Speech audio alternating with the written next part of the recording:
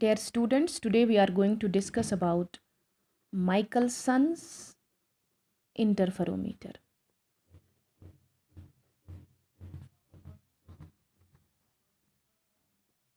This is an arrangement and apparatus that is used to produce interference on the basis of division of amplitude. Division of amplitude or division of intensity of the light beam. A part of the incident light beam is partially reflected and a part is partially refracted to enable two light rays at the end that produce interference, right? Now the entire experimental arrangement goes like this. This is a point source of light. It gives light rays in all possible directions. So the first need is to collimate this light. So we do that with the help of a convex lens or a collimating lens. And remember, this point source of light is placed at the focal point of this lens, so that whichever rays of light are incident on this lens, they emerge parallel and straight, right? So this emerges parallel, this emerges parallel and straight, this emerges parallel, right? So we are interested in, suppose one of the rays, we take it forward. This is a glass plate G1. This is a glass plate, remember, we call it G1. Its back surface is partially silvered to enable reflection, right? So this glass surface is held at an angle of 45 degree. This angle is 45 degree, right?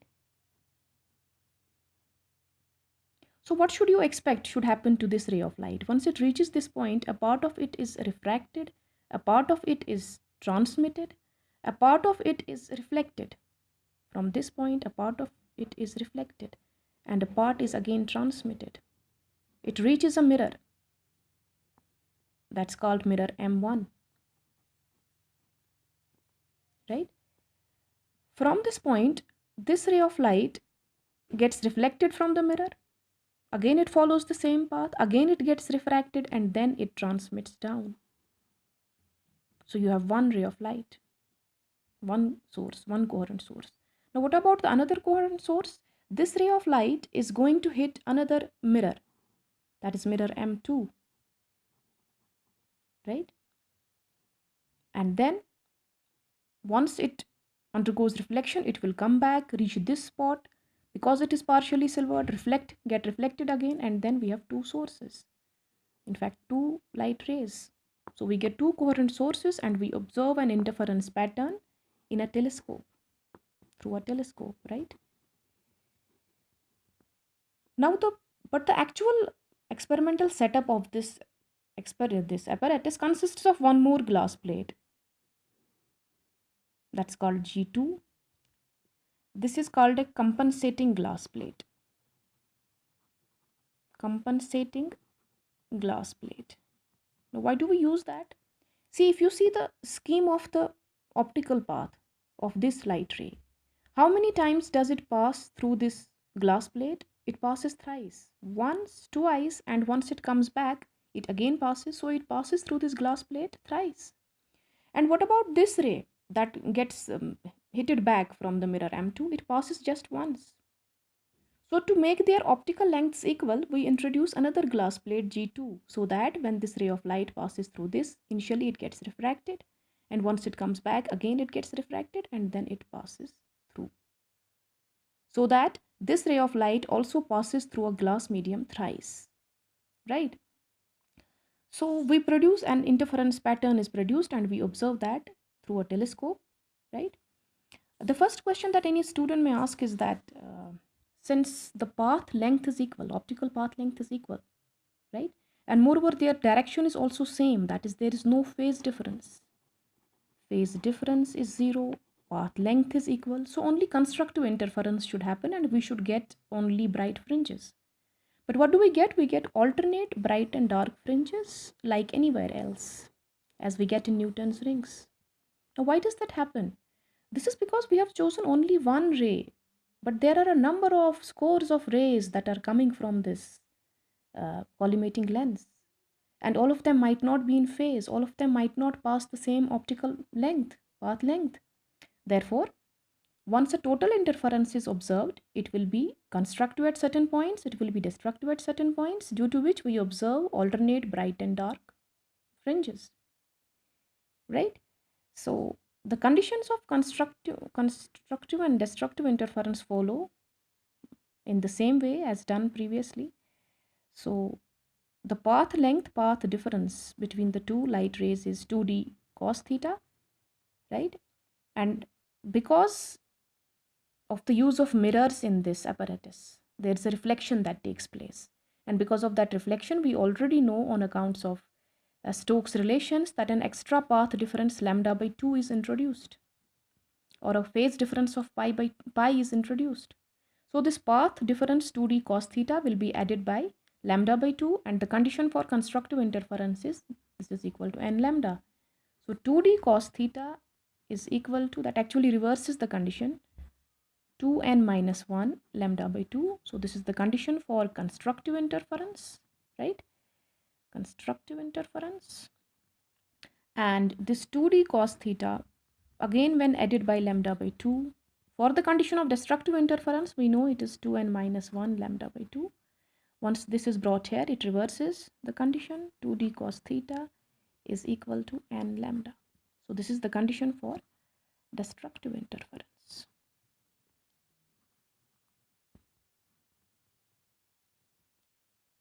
Remember, the fringes that are produced in this Michelson interferometer fall in the category of Hedinger fringes. I have already described to you the Hedinger fringes and Fizeau fringes in a previous video. So these fringes are circular and they are fringes of equal inclination, therefore they are called as Hedinger fringes, right?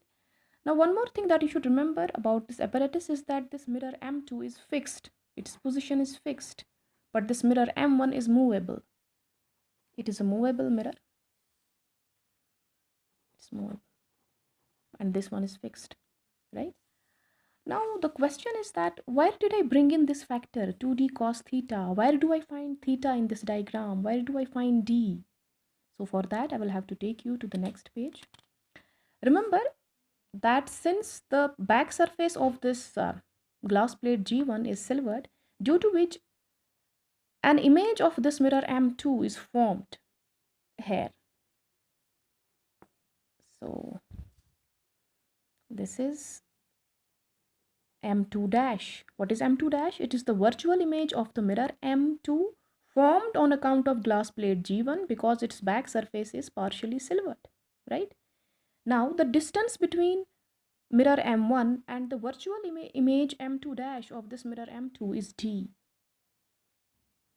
But let us further understand in an elaborate diagram what is this d and what is this cos theta.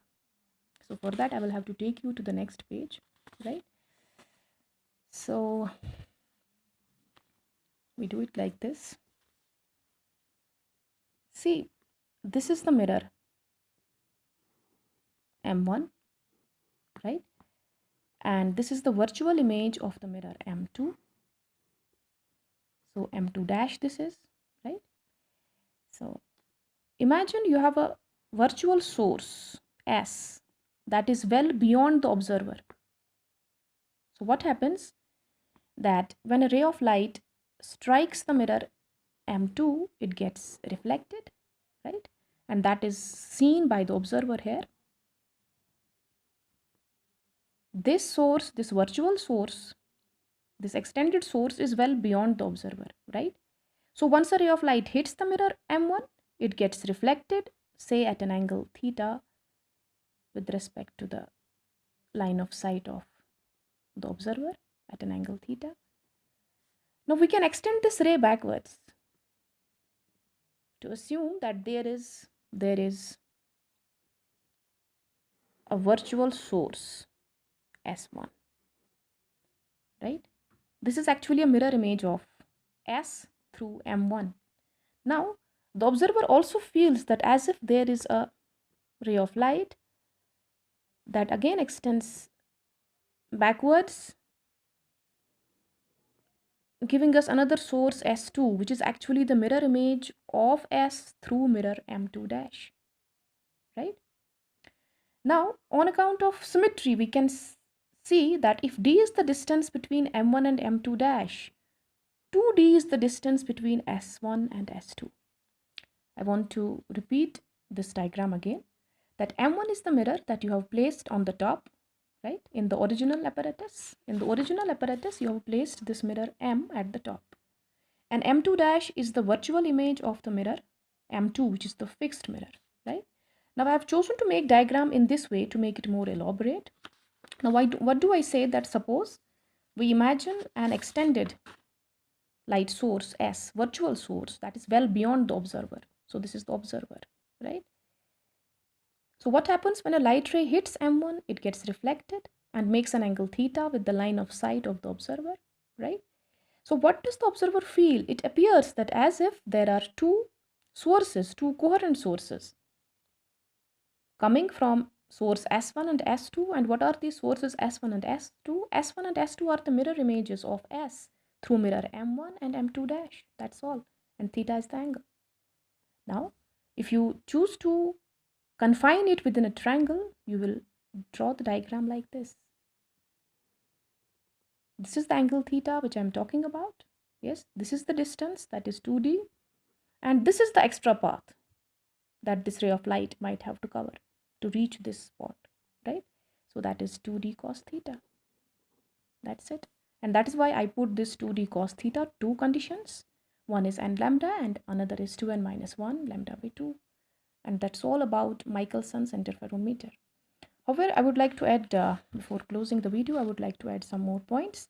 Remember that if M1 and M2 are exactly perpendicular in the experimental arrangement, then the fringes that are produced are circular, Hedinger fringes, fringes of equal inclination. But if M1 and M2 are slightly at a different angle, other than 90, then the fringes can be linear, they can be hyperbolic, but they are localized fringes, right? Localized at infinity. So that's all about this Michelson's interferometer. In the next video, we are going to discuss about the applications of this experimental arrangement to find wavelength, refractive index, etc. That's all.